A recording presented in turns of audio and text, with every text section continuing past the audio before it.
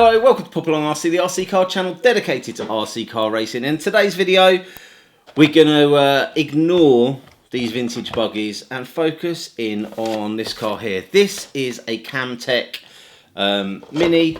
Now, this car here was donated to the channel by RCMC, or the MCRC, and it is time for me to sort of get this on the track and see how we get on. Now, it was an eventful day, but didn't really go to plan. Back at MK for some Sunday morning club racing. Now, the first car I've got here is the Atom 3 converted to an LM GT3, so I'm taking that out for a little bit of fun.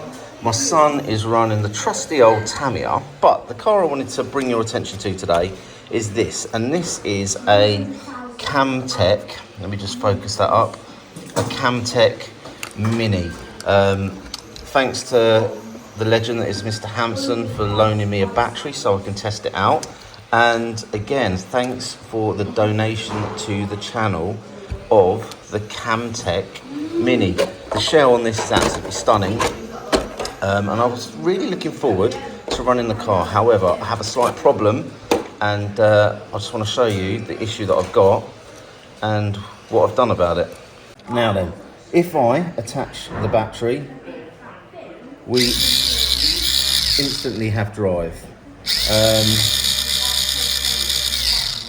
So I've disconnected the receiver, so I've taken everything out of the receiver, and still, when I connect these, it powers the motor directly. So I'm thinking there's an issue with the ESC, which is a real shame. So doesn't look like I'm going to get to run this car today. So if anyone's had this happen with these ESCs in the past, do pop it in the comments down below. I am a bit of a noob when it comes to these electrics. Get myself a new ESC, or is it time to try and convert this to a brushless car?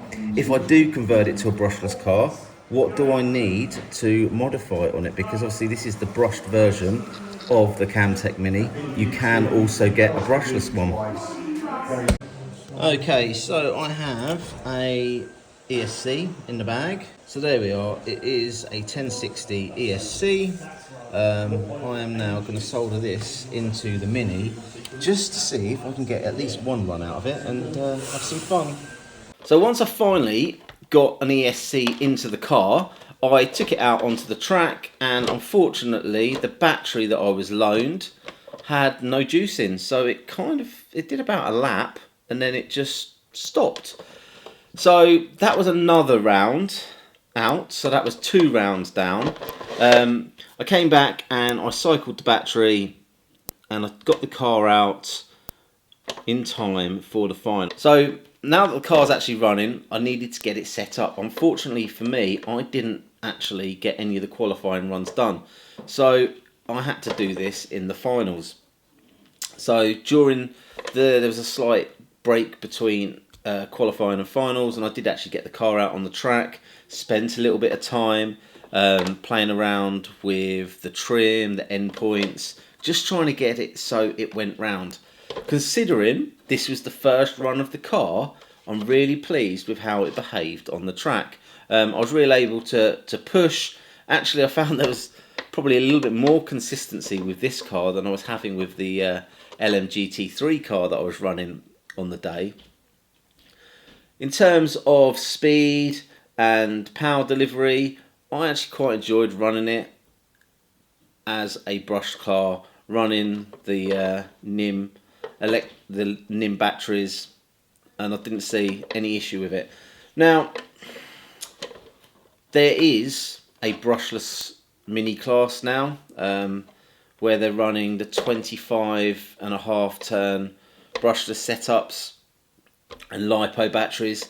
They do appear to be a little bit quicker than these cars, but you know what? That's not what this is about. For me, the GT12s, the LMPs, the LMGT3s is about racing fast. For me, the Minis still represent a entry level racing class, and therefore I'm probably going to leave this car, now that it's running, as a brushed car. I will need to get myself a couple of extra batteries. Obviously Mr. Hampson loaned me the battery to get me around the track today. I really enjoyed it. I am going to take this to a couple of the local clubs that do run minis, and I'm going to play with it some more. Obviously that was just the first run, so I will be, I'll probably take it over to Bedford, because I know they've got some minis over there. I could take it over to Wickham where they run minis. I might be able to get over to Aylesbury and run it there. So this is just a video number 1 of my mini journey. There are going to be more tracks that we pop along to run this car, but again, it's a great car which I think makes for a really good entry-level class. The fact that I was able to just put it on the track and it just went round was fantastic. Really easy to drive. So if you like what you see here on Pop Along RC, please like, subscribe, hit the old ding dong bell, and hopefully we will see you trackside soon.